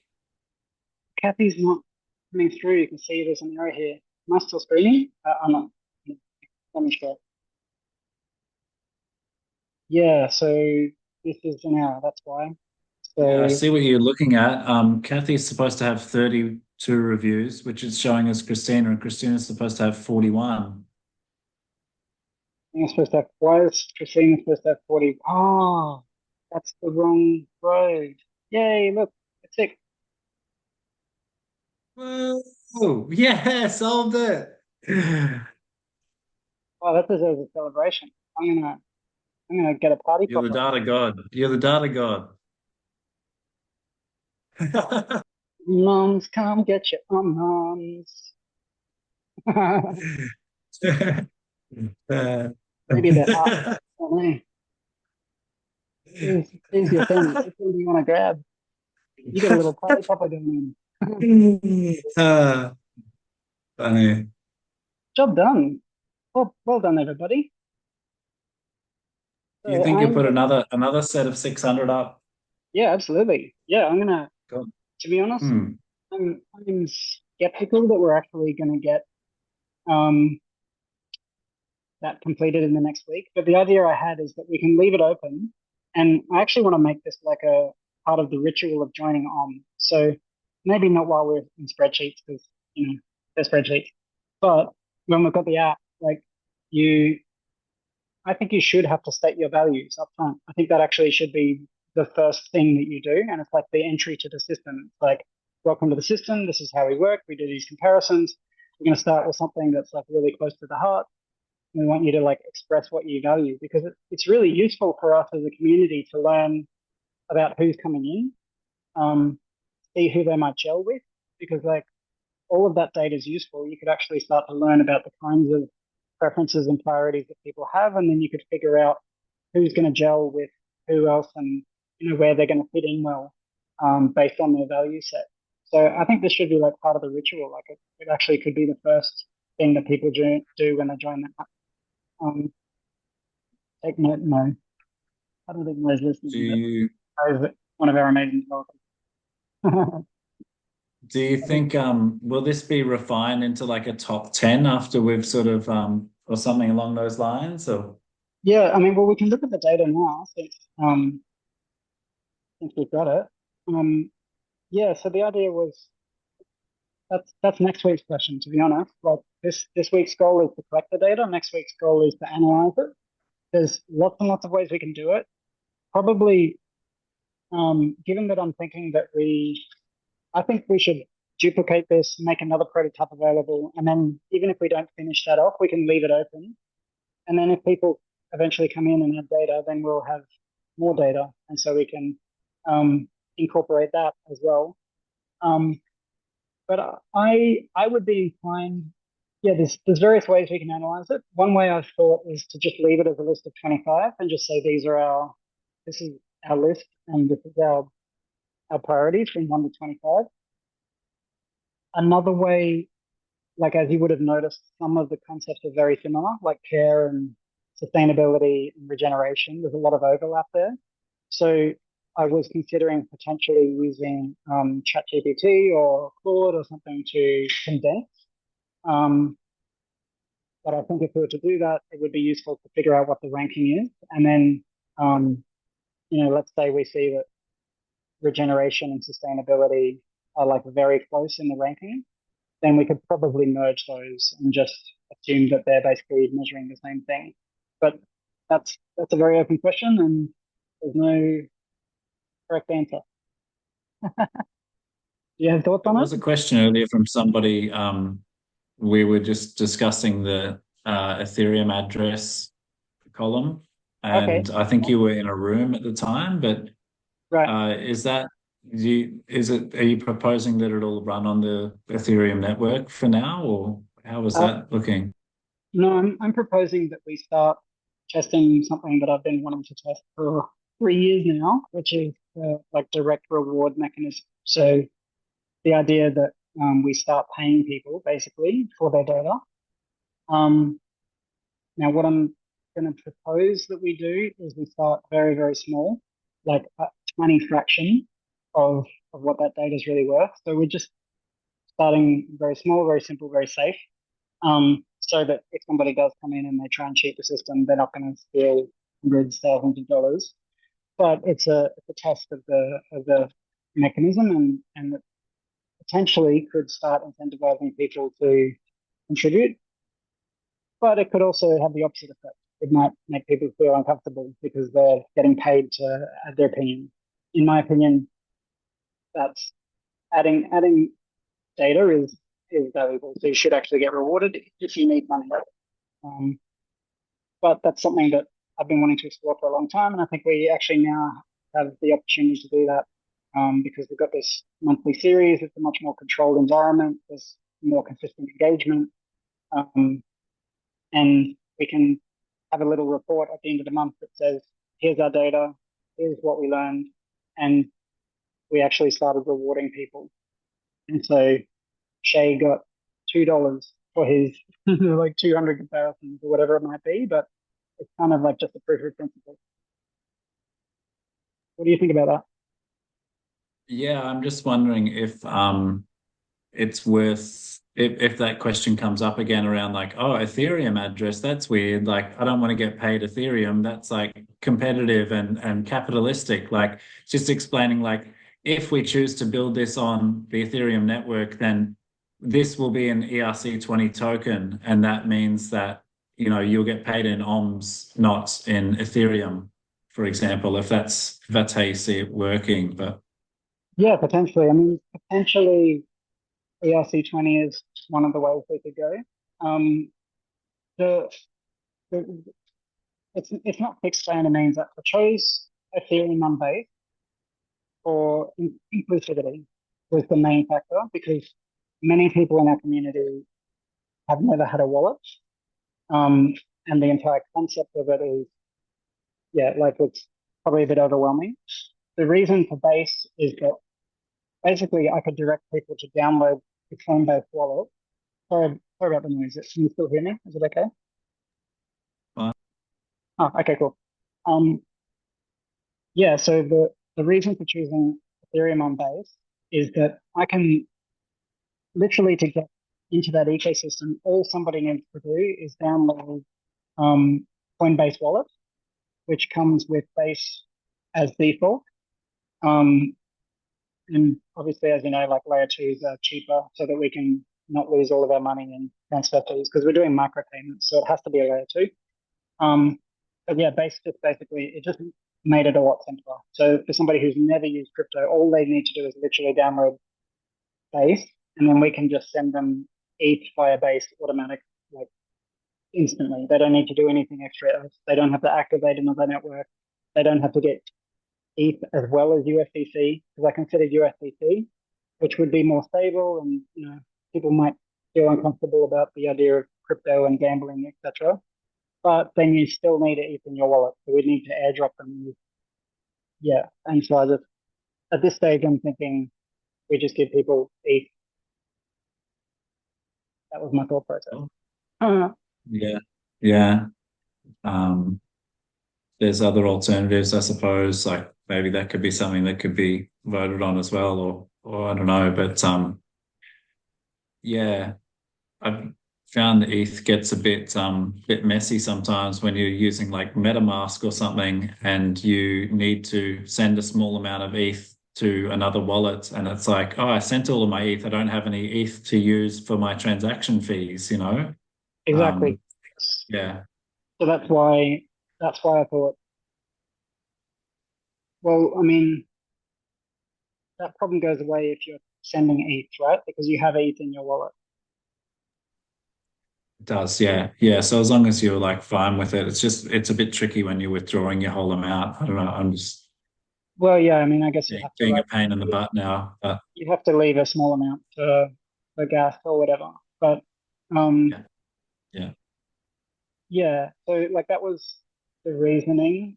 I'm open to other options, but this to me seemed the simplest, and I'm most of the project is prioritizing inclusivity. And when you consider that most of the people, I'd probably say more than half of the people that are part of like OHM already probably have never had a wallet. That's my guess.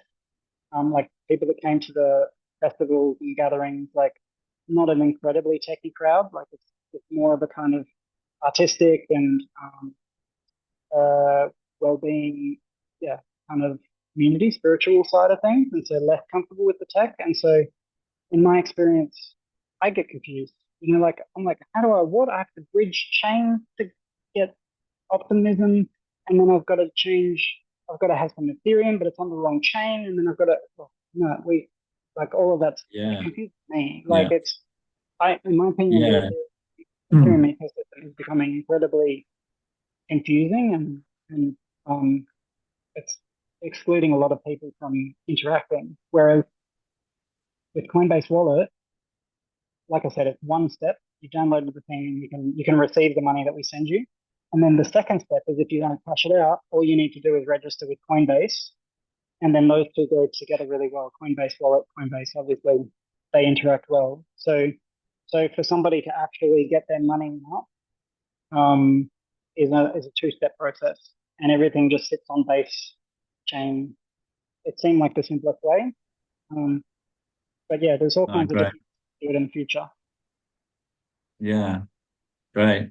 But you see, like eventually, do you foresee that we'll have like our own native token, and it won't be Ethereum eventually? It'll be everyone exchanging OMs and OMNOMs, and I don't know. Yeah, I think You're at an that's event and you can go and pay for a taco in your OMNOMs if someone agrees to it, and you might have something like Wallet of Satoshi or something like a Lightning wallet where it's just a really easy interface where you've just got like an account balance of a couple of $100 sitting in there or something, which sort of fluctuates.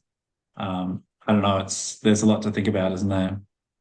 Yeah, I mean the ultimate model is that the only decisions you're making are valuing things, and potentially if we have a parallel stream that is like a gratitude token, which is we haven't done that yet with that prototype we just did today, but potentially that could be a place where you're deciding to hand out gratitude tokens to people. But yeah, like there's many different ways this can evolve, and I hope that it will evolve in many different ways because that means more opportunities to experiment and compare different use cases and solutions for different scenarios, and learn about what's the best way forward. But ultimately, yeah, I think this needs and deserves its own chain. But that's also not to say that it couldn't be on Ethereum. But I think Ethereum could potentially, they have like Ethereum improvement protocols or proposals. Perhaps in the future, if and when this model has proven its value, potentially it could be an improvement proposal to bring the entire Ethereum chain onto the same model, or potentially it could be a new model, or potentially, it could be both, right? Like they're not necessarily antagonistic. Like there could be a token that's running perfectly well on Ethereum, and then we could be building a chain in parallel, and some people could stay on there and some people could stay on here, and they might actually serve different use cases, and they don't need to compete because ultimately if they're, okay, just left. And now I'm just talking to myself. Are you still there, Susan? Yes, very much so. Although I am gonna plug my phone into a charger.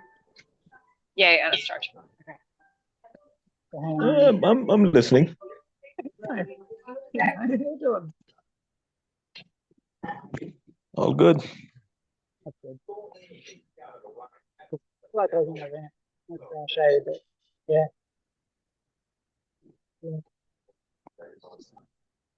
No, I'll finish the thread. Yeah, the idea, I have to repeat it when shaken. Anyway, the idea is that different solutions shouldn't be antagonistic because if they're using the same model, then they have the same underlying mechanism. And so there should be an exchange point, or there could be an exchange between different systems and different communities. But that's partly the idea that we'll be testing with the app. So thanks for building it, mate.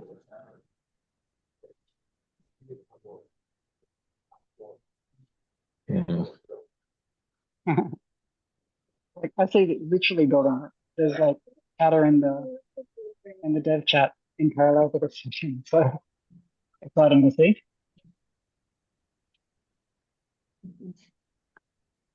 All happening. Firing on all cylinders.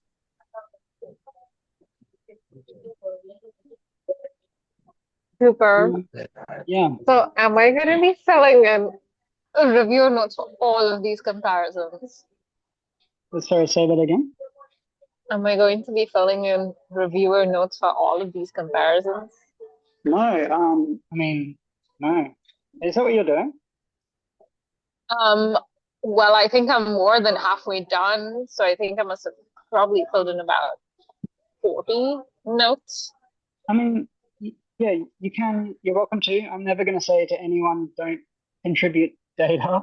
I, in terms of the value that it's providing to the learning in the system, it's probably not worth your time. Okay. Just in terms of like what we can actually learn from it. Like, it depends. We actually, no, hang on. No, I mean, I don't know. Yeah, I mean, in theory, the model could value it appropriately. I can see, as you said, like there's, useful. It could potentially be useful for qualitative data. The question is, do we actually even have enough data? Like, just it's only really you and probably another 10 comparisons that I've seen have actually filled it in. So what we could actually do with that is relatively limited. I don't have the skills to do that kind of semantic analysis. So we would, but if somebody does, then maybe they could comment on whether it's valuable to you to keep doing that. Or ChatGPT. True. I mean, yeah, maybe ChatGPT could do some analysis. Certainly good at pre-processing data.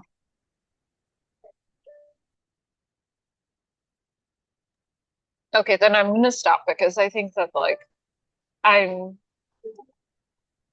I think I'm gonna stop.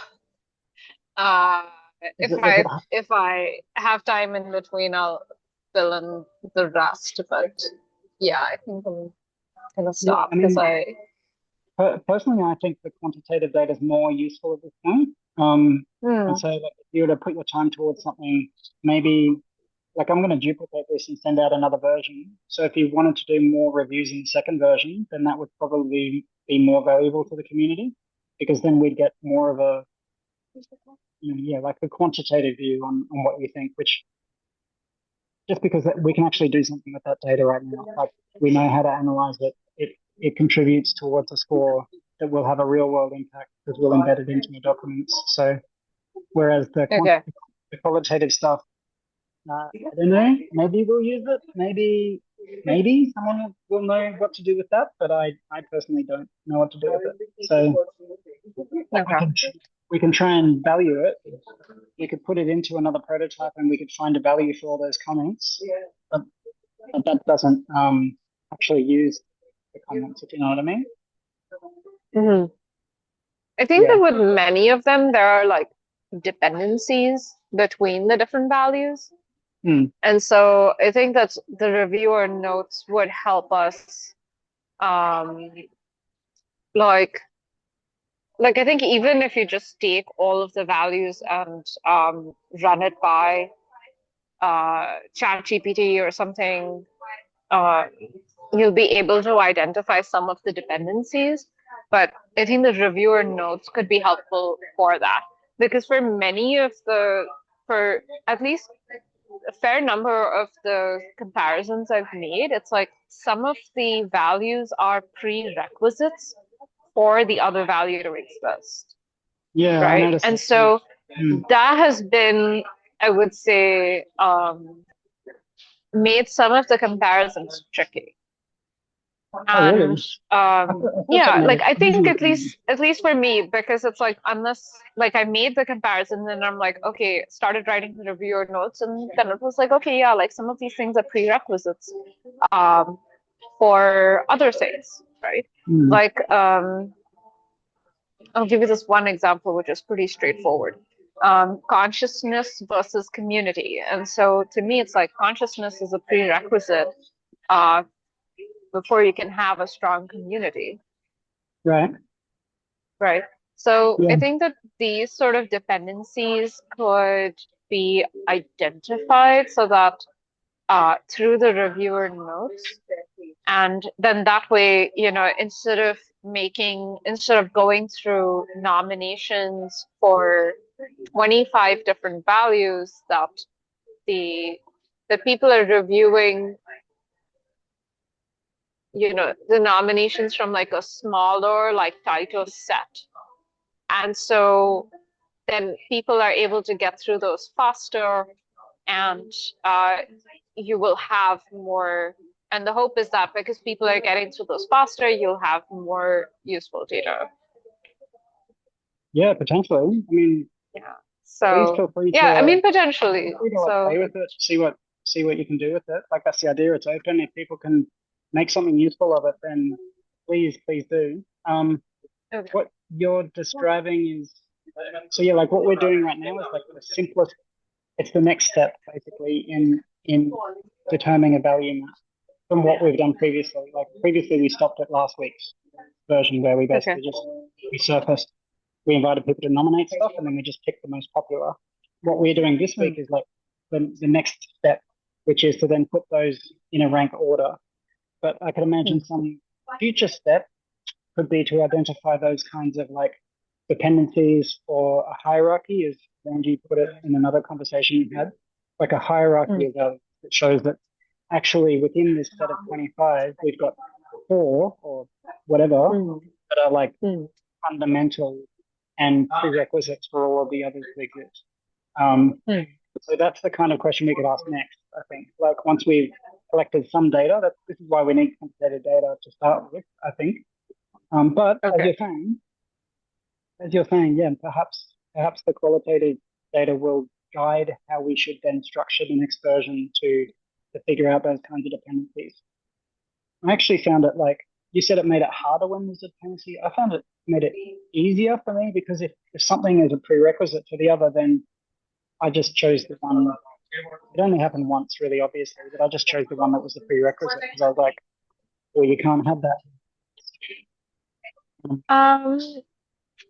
I think that then there were certain, so sometimes it's pretty straightforward where it's a prerequisite, but it's in the moment, it's like unless I wrote it out in the reviewer notes, which like the comparisons happened first, the reviewer notes happened second.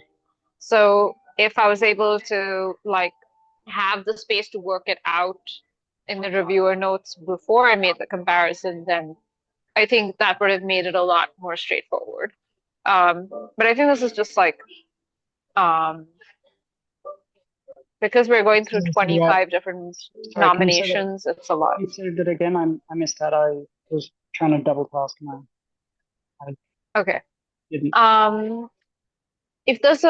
When there's a dependency, it's that if you identify that there's a dependency, that's fine. But often at times it's like the two are caught in this self-sustaining process where they're both needed. And so that's where it's like it starts to present a situation where you're like splitting hairs trying to make the comparison. So if there's like a clear relationship, that's great. But it's like when it starts to become such where people are splitting hairs, like I'm trying to identify what is it that makes people take a lot of time with making some of these comparisons. Because we have some folks who are like doing, 40, and then on the other hand, you have people doing like 100 plus. And the amount of, thought and consideration and like all of the intellectual labor that's going into making that comparison carefully is something that I was thinking about, like, what is it that is causing people to take so long with it? Because we saw this at Zoodrama and we saw this here today also. And so if we want to get more data points, then identifying those, those nominations where it seems like a lot of people are splitting hairs on those ones. Yeah. Maybe we just take those out. Potentially they get merged, like the scenario you described. Yeah, or they get merged. Two that are interdependent. Well, that's really, you're talking about one, in my opinion, because if they can't exist without the other, then just merge them and create a larger concept. So yeah, that kind of thing might, yeah, I mean, you're totally right. Like the qualitative data could potentially help us figure out how to do that. So I can totally see the value. It's just hard for me to, because that's not my specialty. It's not what I'm good at, and I don't know what kind of a volume you need to make sense of that kind of thing. But like, I guess, I mean, even just Gotcha. reading things could potentially help us figure out how to process the data next week. Because we will have to make Okay. these kinds of decisions. Are we going to merge things when they seem like very similar? Like sustainability and regeneration to me seem very, very similar. Do we merge them or do we leave them separate? Yeah, potentially the quality data could really help with that. So I'll let you decide where to put your time and energy. That's the Okay. idea. Cool. After all. Cool. I think maybe we can wrap this up. Unless you got any more questions or chat or thoughts, Edie?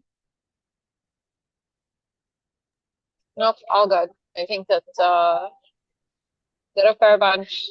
Wrote the reviewer note. This was good.